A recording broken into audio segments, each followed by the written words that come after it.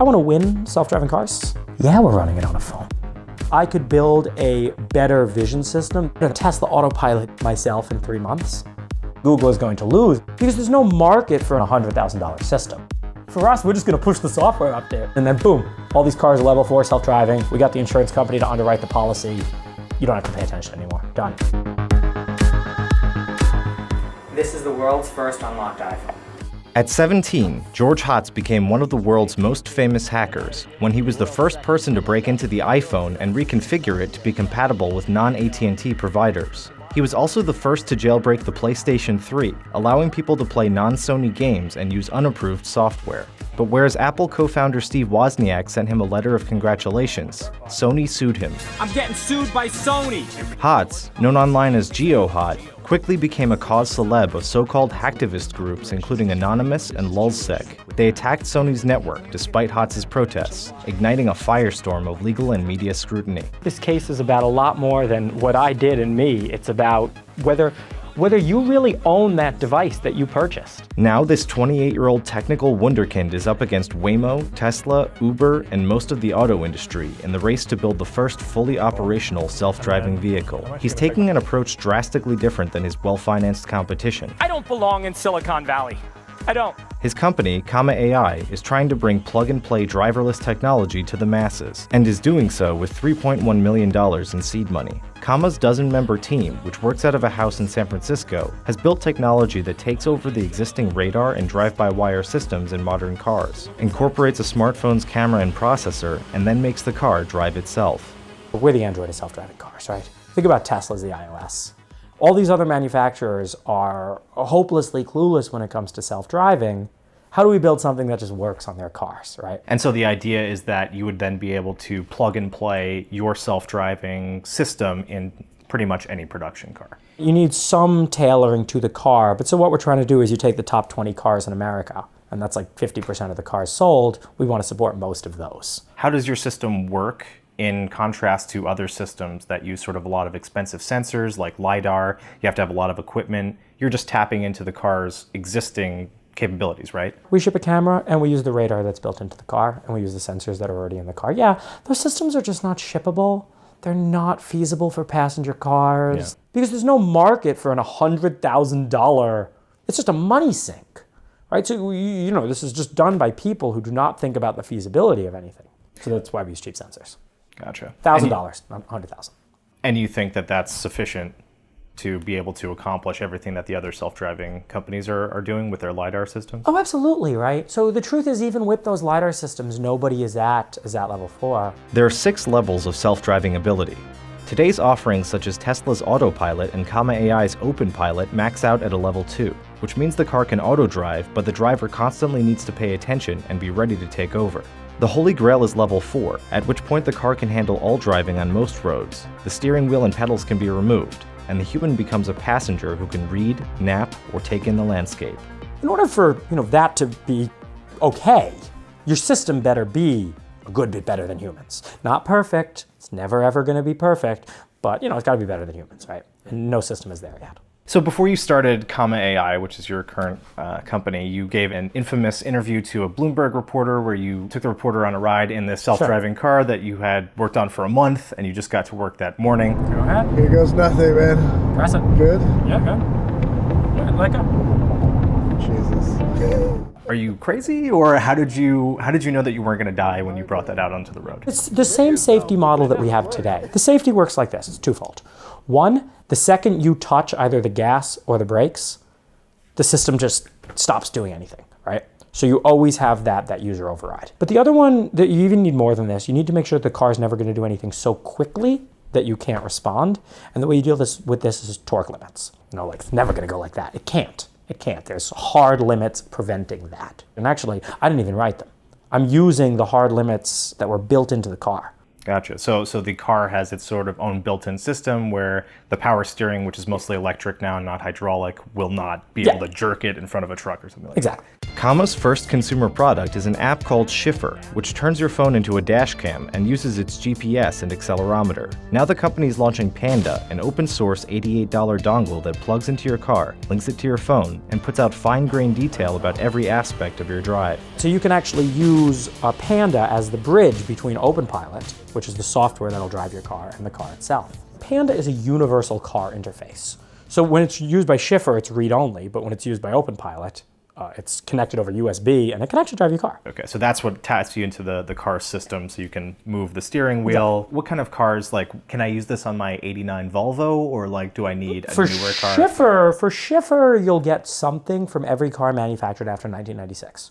Now, if you want to get the fancy self-driving stuff, well, there's only a few cars that OpenPilot supports. Right now, we're going to start getting a lot more. Like I said, I want, in 2018, I want to support the majority of the top 20 cars sold in America. And right now, is there like a baseline of cars that have, drive-by-wire, brake-by-wire, gas-by-wire that you can tap into? Yeah, so we support, it's Hondas and Acuras right now. We just bought a Toyota Prius. We're going to be doing all the Toyotas this year. One of our users has ported it to the Chevy Volt.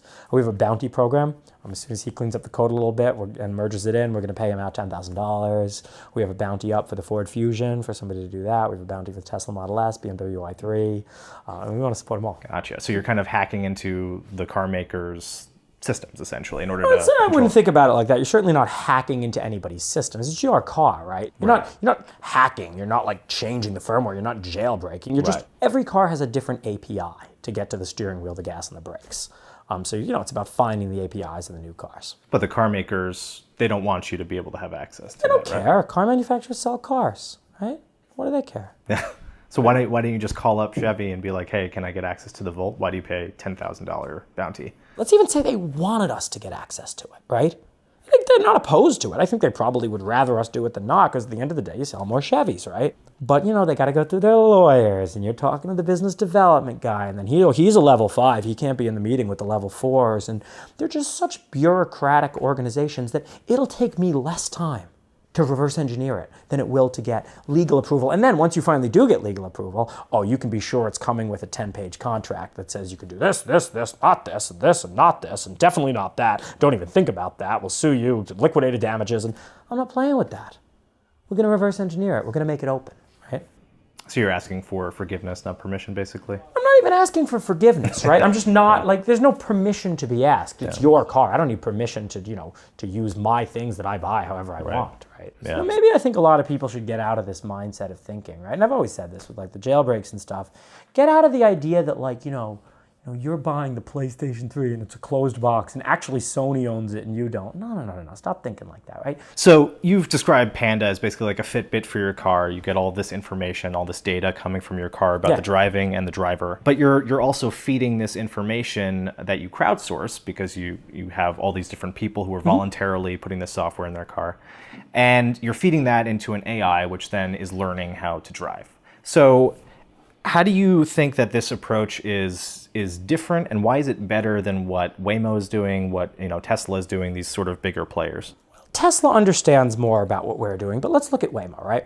So Waymo, when they want to figure out how to build a self-driving car, they sit 4 engineers down in a room and they talk about, okay, well, we come upon a stop sign, we know that we should stop, and we know that we should stop this distance, and wait, could you get the DMV handbook out? Let me see. Okay, we have to signal 50 meters. That's not what driving is, right? This is the same failure of computer vision for many, many years, right? When people wanted to build a detector to see if there was a chair in an image, they would write out the definition of a chair. They would say, okay, well, a chair has a back and it has 4 legs and it has, wait, what about a bar stool? Is that a chair? Well, I don't know. We're going to investigate bar stools. There's how a lot of people are thinking about this problem, and it's absurd. You want to figure out if there's a chair in an image or not, you get 1 million images with chairs, 1 million images without chairs, and you use machine learning to train a classifier that says chair or no chair, right? So that's the same approach we take to driving. There is no rigid specification or definition of driving. Driving is just what people do when they drive. And in order to really get access to the full diverse spectrum of what driving is, you need a huge crowdsourced database. And that's what we're building. And then we'll just learn what it means to drive from people who actually drive. right? Because you got to interoperate with humans, right? It's some leftist utopian fantasy. Oh, we're going to wipe the roads of all the cars, and we're just going to have electric cars that interact. Look at a Google commercial if you want to see this, right? It's not what's going to happen. Right? What's actually going to happen is there's going to be a bunch of self-driving cars, a bunch of human-operated cars, and they all got to interoperate, right? Right. And the humans ain't changing to match the self-driving spec. So you're saying that one advantage that you have is that you're not using Google engineers and Google cars and everything to go out there. You're actually looking at what real people are doing in the field. I don't think about what driving is. I say, show me what driving is, right? And that's the So that's more expensive then. If they want to add a new driver, you can add pretty much limitless people who have Panda, essentially. We have a huge network. We have thousands of people on our network. And then the other advantage is that they're taking like a rule-based approach. So like you're saying, they're defining a chair rather than letting the computer figure out what a chair is. Yeah. But don't they also use AI and sort of deep learning techniques? What's the difference in their systems? So, I mean, everybody is moving towards AI and deep learning, right? And like, obviously Google is going to, get to level 4 before we will. Nobody doubts this, right? But the reason Google is going to lose is they're going to get to level 4 with an $100,000 system, right? And then they have a whole thing to go through to deal with, okay, how do we actually get this in the hands of people? If we get the AI problem solved a year after Google's still going to be sitting there thinking, okay, well, maybe we could finance it to people. For us, we're just going to push the software update, right? I'm going to push the button and be like, and Elon knows this too, right? We're just going to push the button and then boom, all these cars are level 4 self-driving. We got the insurance company to underwrite the policy. You don't have to pay attention anymore. Done. Right? And that's the common AI plan, right? Google can only, iterate and build on top of what other companies have already done. Was Chrome the first web browser? No, but it was the best, right? Was Android the first non-iOS, operating system for smartphones? No, but it was way better than like Symbian and BlackBerry OS, right? But it's not. Google in some ways is not like an innovative company, right? And then when they try to innovate, you get things like Google Glass. The Google self-driving car project is like Google Glass. I say Google is the Xerox PARC of the self-driving car industry, right? You see all these good ideas, you bring them out, you fan out to all these companies, right? Push another button, and the information is sent electronically to similar units around the corner or around the world. This is an experimental office system. It's in use now at the Xerox Research Center in Palo Alto, California. Soon, Xerox systems like this will help you manage your most precious resource, information. They just grabbed defeat from the greatest victory in the computer industry. Xerox could have owned the entire computer industry today.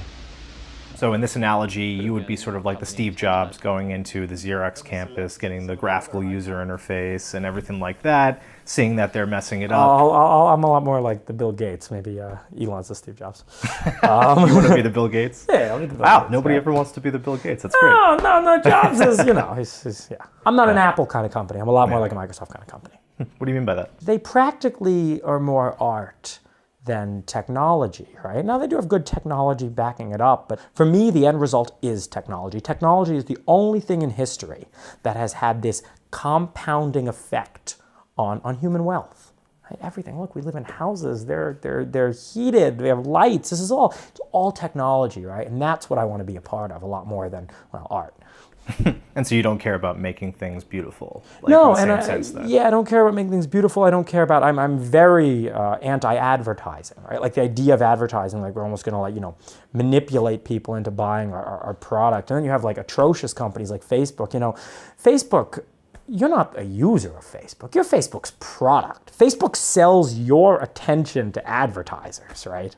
Facebook uses you. Facebook uses you, right? Like that's how it works. It's not even in Soviet Russia. It's in Palo Alto, California, Menlo Park, right? Yeah, no, I never want to be that kind of company, right? Like we build technology, and we open source as much as we can as well, right? Because it's not about here's the pie. I want my slice to be bigger. It's about we can build a really big pie. Let's build it. So Apple just recently announced that they are sort of scrapping their hardware initiative and they're just going software. Does that worry you? No. So again, when you think about Apple as a company, they're going to play a lot more in the Tesla arena. What about that other 70%, right?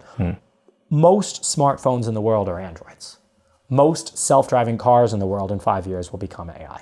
So you basically want everybody who's watching this to be able to turn their car into a self-driving car in 5 years. Yeah, I really emphasize no regressions. We're gonna work to make this better and better and better and more consumer friendly, right? This is all you need to drive a car. Yeah, clap. Comma AI's first attempt at consumer hardware was the Comma 1, a full self-driving kit for under $1,000. But Hotz aborted the product launch after getting a letter from the National Highway Traffic Safety Administration detailing safety concerns and regulatory compliance issues. Hotz drew outrage both from those who saw the event as a government overreach and those who thought the government had valid concerns, and instead of addressing them, Hotz was just picking up his ball and going home. When you look at what we actually did, right, not what the media said we did. So, maybe we didn't release the actual $999 Comma 1 on Kickstarter, but we released all the plans for you to build pretty much exactly what the Comma 1 was. And we released them for free, and you could build them for way less than $1,000, and self-driving car, the car could certainly drive itself, so, The thing about the Comma 1 was it was never going to be a mass market product. We were maybe going to sell 1,000 of those to car enthusiasts. So, let's even say we're making $400 profit a unit. That's $400,000, right? Profit to Comma AI. That's more than, the lawsuit would cost me more, right? So it just didn't make economical sense for us to continue with the Comma 1 as planned. We had to think of a more clever way to avoid a lawsuit, but still basically achieve the same outcome. And that's why we open sourced it. You want to start a company in the self-driving space? Literally rip us off. Literally, please. It's MIT licensed. Just download our stuff, build it into your cars, don't give me anything. You look at the world like that, you realize open source is the way to go. Yeah, so what are the benefits to you of open sourcing all of your plans and your products? We can eventually work up to a consumer product, and we can kind of let the market figure out, like, if we don't build the best localizer, if somebody else builds an open source localizer, we'll use that. Coming as an ecosystem, we're going to be the constellation of things surrounding Android, just as Android's an ecosystem, right?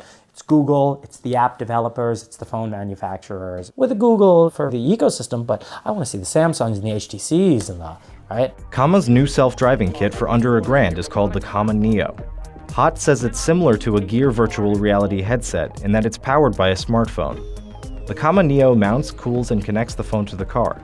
Comma's OpenPilot software then taps into the phone's camera and the car's systems to auto-drive it. And there are people out there who have these, and they're actually posting on YouTube. There's 99 people right now running OpenPilot. We have thousands on the Schiffer network. We'll see 10x growth in the next year. We'll have 1,000, right? We're constantly growing. Right now, I'm not sure how many cars Waymo has running. So they might be the second largest network, but I think we're pretty close. And then Tesla obviously has tens of thousands of these things, right? And so the Comma Neo is a sort of a full self-driving system? Maybe someday, I probably shouldn't say this, but maybe someday all you're gonna need is Schiffer and Panda, right?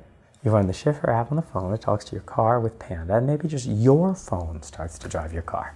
Right. Maybe. But right now you need a special phone.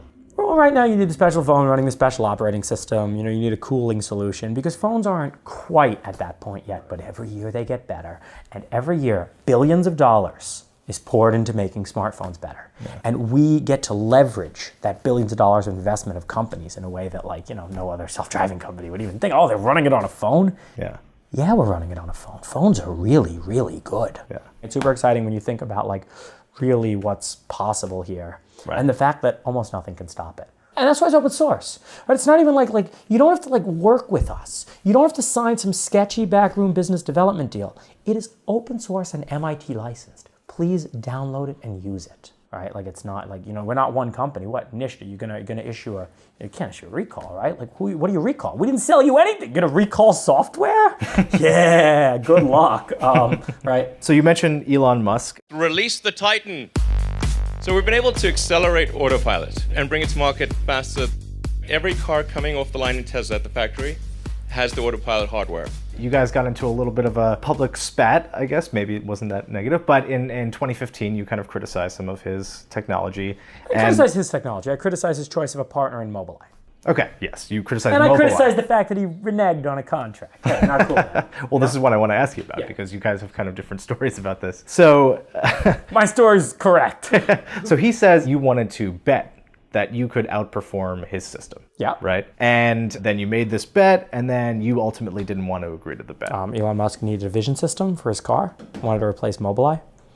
And I'm like, yeah, sure, I'll do it. Give me a contract, and I'll get you something incredible, Elon changed the deal at the last minute. He changed it from a contract, which has rigid completion criteria, to basically an option for him to buy. He's kind of build it, and then, I'll pay you if I like it.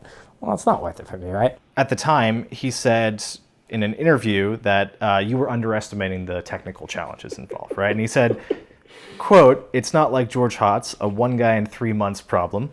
You know, it's more like thousands of people for 2 years." Well, it's 2 years later, right? Who's closer?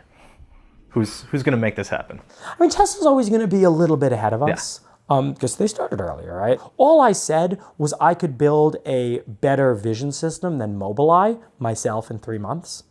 And like, I kind of did that, right? So yeah, the whole self-driving problem, no, of course that's going to be I'm not going to say 1,000-person problem. ComAI is a 12-person company. It's been about 2 years, and I think it's going to be at least another 3 in order to fully solve the problem. I've come to respect a lot more what he said there about, start a company, you need validation, you need good engineering practices. He's right.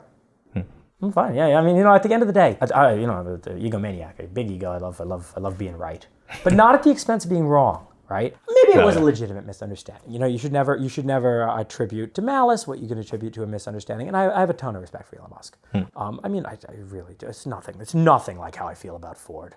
Ford is Elon is doing so much good for the world when it comes down to it. I really do regret if I inconvenienced him in any way. I mean, you punch me, I'm going to punch back a little, right. But at the end of the day, Tesla's not our competition. We would love to see Tesla succeed. I would personally just love to see Tesla and SpaceX succeed because that's the kind of world I want to live in. It comes back to the pie argument, right? I'd rather Elon Musk have a much bigger share of the pie than me, as long as the pie tastes awesome, right? Ford, on the other hand, those companies need to lose. Right. Because what good are you doing for the world? You're holding the world back to make money, right? This is, a big fan of capitalism, but you got to avoid rent-seeking, right? You got to avoid rent-seeking and monopolistic behavior and where you're just making money because you have So yeah, Elon is doing absolutely great things for the world, and if his capital was better deployed somewhere else besides paying me, then I think he made the right choice. So you also bet him last year that your system could successfully navigate the Golden Gate Bridge before he could without pedestrians. That one was played up by the media a whole lot. We can both drive... I'm the media, so I'd like to play it up some more. We can both drive across the Golden Gate Bridge without an intervention. Let's just say. So you both win? We both win. Everyone wins. Big pie? You know who doesn't win? Ford. I have to say, though, I also really like your pie analogies because I'm also from New Jersey, so I'm always talking about pizza, so I appreciate it. Good pizza, yeah. Last thing about Elon Musk, he's become sort of an alarmist about AI. He wants international bodies to regulate it. He thinks it's going to destroy humanity if we don't do this. It is the biggest risk that we face as a civilization is artificial intelligence. Once there is awareness, people will be extremely afraid. What do you think of that? I'm not sure it presents any particular threat that previous weapons have not. It's just about how the people are going to use the technology. Now, if Elon Musk is calling for an international arms control regulation, he should look at history and see how well that has worked. Right? So you're skeptical of sort of intervening. You think it'll self-regulate, or people in the field are better. I think that listen to people in the field. I certainly think that it's incredibly premature to talk about any sort of government-level AI regulation. It's not going to kill me tomorrow. There's things that are a lot more likely to kill me tomorrow, right? Like driving. Yeah. All right. No, seriously, though. Yeah. The AI alarmism. I mean, these aren't problems that we should be thinking about. But to believe that somehow in the next 2 years Google is going to accidentally build Skynet is absurd. You're not an alarmist about AI in that sense, but you have, raised a few eyebrows because you've said in the past that you think that AI is going to take everybody's jobs. Absolutely, yeah. And you cannot wait for that to happen. You think this is a good thing, right? Of course. But people have been saying that since, before the Industrial Revolution, right? The elevator operators were saying that, the elevator's going to take all the jobs. So what's different now? So the Industrial Revolution replaced man's muscles, right? Very few jobs today, at least in first world countries, are people doing work with their muscles, right? You even think of traditionally muscular work like mining. It's not people with pickaxes, it's people with levers operating hydraulic machines, right? So, people have always said, oh, it's going to replace all the jobs, right? The car really did replace all the jobs of the horses, right? There aren't that many horses left. The horse population of the world peaked in 1917. The last refuge is man's mind, and once you start building minds that are superhuman, you know, yeah, there are no more jobs for humans. This is great. This is a great world. Wait, isn't this the end game of technology in general? Right? Didn't you sit there and be like, man, you know, I'm really sick of hoeing this field. Wouldn't there be great if there was some mechanized hoe, right? And then you got to sit on it and operate it. And now, you know, you go to a modern farm and it's got a, you know, it's a tractor with an Applex GPS. I think, like, you know, maybe some union is why the person still has to sit there, but they just don't do that much, right? They watch the thing drive right? And I mean, this is a great world, right? This is a great world. So Comma will ultimately be a mechanized hoe company, is what. I mean, okay. we work where our talents are. So what does a world like that look like, where nobody has a job except for AI programmers? Man, I think a month in advance. I got a date tomorrow night. I'm excited about that. That's about as far in the future as I think. But I really, you know, you maybe want to date an AI at some point. Well, I think that would be really cool, right? Like, you know, to replace. Well, that gets off. People are outraged about everything today. But yeah, I want to date an AI, of course. But you don't see this as a dystopian future. You're hopeful. Absolutely. Yeah. No, I'm a complete optimist about the future. People are just outraged about things. I don't know why. We're living in the best time ever. Right? We are living in paradise, practically. Yeah. When's the last time you had to deal with, oh man, I want to go to the coffee shop, but there might be lions. Watch out for no, we beat lions, right?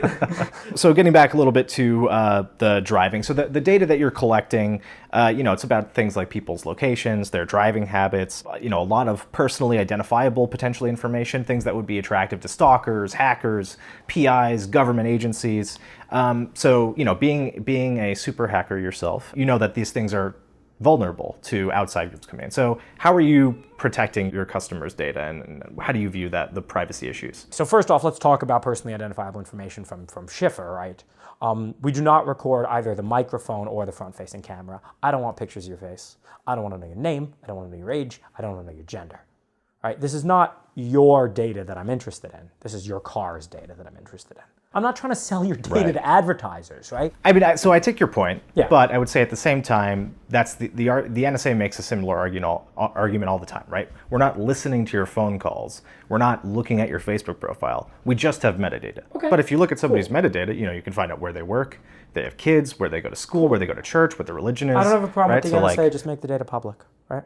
I would have no problem with the NSA and metadata collection. I don't think these things are necessarily bad. I just don't like the idea that one organization has a monopoly on it, right? Let's make the data more public. So you just don't value privacy as like sort of a, you know, in your own life? Like, would you be upset if privacy went away? Here's the thing about privacy in general, right? And at the end of the day, you know, people might yell at me for this, but this is really how you have to look at the world, right? The NSA is a big problem. And the reason the NSA is a big problem because they have privacy and you do not. Be nice if we both had privacy, but I don't see that happening either, so maybe the real solution is we don't have privacy, right? But they don't have privacy either. That's a pretty radical view, right? Like, I don't think there's a lot of people who'd be very comfortable with all of their data being online. There's a difference between all of your data and all of your metadata, right? Right now, like, you know, data in terms of like, you know, what you're saying on a phone call, maybe even if you make a phone call, but like where you drive, I mean, that's already public and we have to accept this. I could hire a PI to follow you around, right? And that doesn't really violate any expectation of privacy. I think when you step out of your home into the world, you know, you're entering a public space. And this is what the laws say. Well, I mean, Google did it all with Street View, right? And if you're outraged about Street View, come on, right? Google spends all this money to do this and then provides it as a free service for everybody. I love Street View, right? So you got to think about whether the, you know, the benefits just outweigh the costs. I don't want to have a monopoly on data, right? This is the old way of thinking.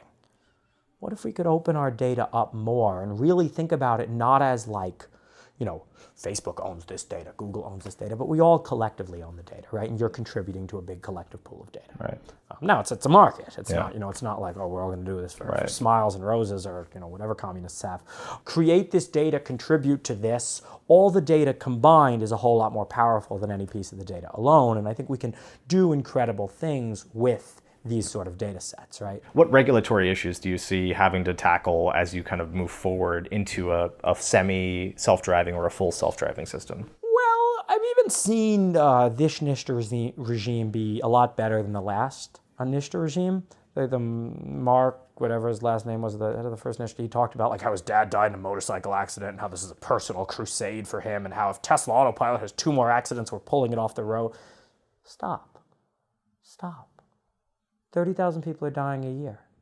Stop with that rhetoric, right? let's use statistics, let's use math, let's use engineering, and let's solve these problems, right? You're not going to be able to constructively prove this is what you do at a stop sign. The arguments that should be made for these sort of things, and they're the kind of arguments that Tesla's making, are statistical arguments.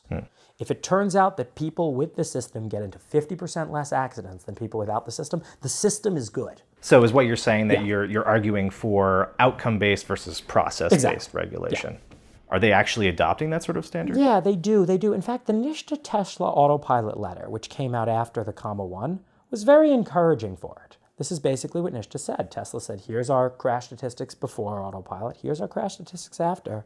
And, at least like rear-ending collisions were reduced by 30%, as they should be, right? Yeah.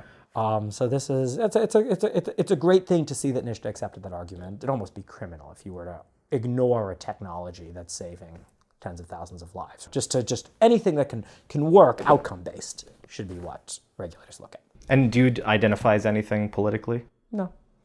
You just are? Highly tribal, no interest.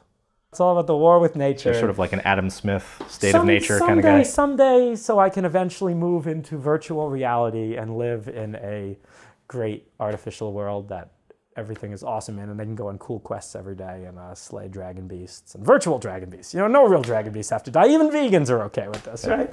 That's the thing. Let's stop fighting. At the bottom of your webpage, you have the text, we are actually about to change the world. That mostly is a stab at other startups who use this rhetoric of we're going to change the world, right? Yeah, I mean, Facebook's changing the world too. Yeah, hey. Yeah. Hitler changed the world. Hey, it's not always right. Like we're changing the world. We're not like using this to sell you egg timers, whatever it is. It's not using it. So you're serious about it. We're actually changing the world, right? That's mostly what it's about. Like, yeah, it's about like I think of the world as like nature, and we're trying to build like more accurate localizers and then better sensors and put more data on the internet and grow the internet and like that kind of stuff, right? So that's what I mean by actually not, I have a line in a song, I have a SoundCloud, soundcloud.com/Tom Cruise. Changing the world is just a euphemism for how can I get you to give more stuff to me. And I think that's how a lot of people view it. And here's my argument for this, right? I have the best phone. I have the best phone you can buy. In order to get a better phone, I would have to spend millions and millions and millions of dollars. I'd have to practically start a phone company, right? Because you can't buy a better phone than this, right? There isn't like a phone for $2,000 that's any better. So we have to move the world forward in order to get this technology that I want. I can't sit in my basement and build my own virtual reality thing. We need all the technologies that support that. We need to move the whole ecosystem further. We need a better display technology. We need better localization technology for head tracking. Maybe we should start looking into like neurological link stuff so I can feel sensations, right? Like it's a bio, it's the biggest project maybe humanity's ever undertaken. Well, maybe AI is the biggest one, and then AI can build me all those cool things. Right? And is this what open access is contributing to? That sort of communal knowledge gathering? Who is open access? Like even Tesla has gone to open access for their patents and some of their technology. You're open access. Oh yeah, intellectual property. Here's my view on intellectual property, right? It's kind of like we had this problem of like good scarcity, right? And a lot of wars are fought over good scarcity and like how many potatoes are there? I got to kill you because I need more potatoes. We build this intellectual property thing that's actually not scarce, right? Intellectual property is not a scarce good. And then we use guns to make it artificially scarce. Really, people? Really? This is the best thing we could come up with, right? So yeah, no, I'm all about like just, we shouldn't really view it as like a monopoly on oh, okay, I drew Mickey Mouse first, so Mickey Mouse is mine. You can't make Mickey Mouse porn. Definitely not. I'm gonna lobby to make sure you can, right? Come on. So you want the pie to be big enough that Mickey Mouse porn is a thing. Exactly. It could be in a small sliver, maybe not a corner of the pie that I go to, but hey, to each their own, right? That is the first example you thought of, though. Well, because that's the classic one. I mean, you think of the Sonny Bono Copyright Extension Act. You think about these copyright extension acts that have been passed. Copyright is designed to incentivize the creation of work. Right. Why do you need to extend it to cover works that have already been created? For 70 years, right? Plus the life of the author. It's become absurd, right? And then like patents are this absurd, like, it's not, they're just big companies fighting each other. Maybe it's monopolistic. Maybe it's not. It's not you're protecting your inventor anymore. Right. It's big companies who need a patent strategy. And all right. Just to wrap up here, so your first goal is to get your software good enough where it's at a level 3 system, as you've said. So where the driver can fully disengage and isn't expected to have their hands over the wheel the whole time, right? For certain stretches of road, at least, like maybe if you're in traffic or if you're on the highway. Yeah. How far away are we from that? So our hardware isn't quite good enough to do that now. So we're going to need like the next generation of comma hardware, which we're looking at. I mean, we're trying to be like the phone companies. We're trying to come out with something new every year, right? Our AI tech is going to need to be better. And then we're going to have to operate this thing in shadow mode for a while, right? Where people are using it, but they still have to pay attention. Then if it turns out that all these people paying attention actually didn't need to have paid attention by statistical arguments, then we'll show these statistical arguments to an insurance company or to a bank, or, you know, insurance is a pretty simple game. And then we say, okay, on these stretches of highway, your system is level 3. Feel free to disengage. You need to be ready to take over in 15 seconds. Right? So your pitch to the insurance company is, hey, statistically, our system is safer than if you let the driver drive themselves. Yeah. So really, you should want them to. And how long do you think it'll be before, if you had to give a guess, before that'll come online? I think in some stretches of road, maybe 2 years. And then you see like the full battle, you know, 3, you start getting more, and then 5, I think the self-driving car game is going to kind of be over and you're going to see who the winners are. All right, so in 5 years, I'll come back and see you and I won't have to drive myself? Is that, probably.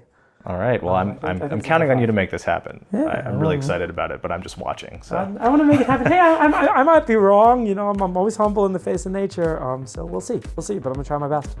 George Hotz of Comma AI, thank you so much for talking to us today. Thanks for having me. For Reason, I'm Justin Monticello.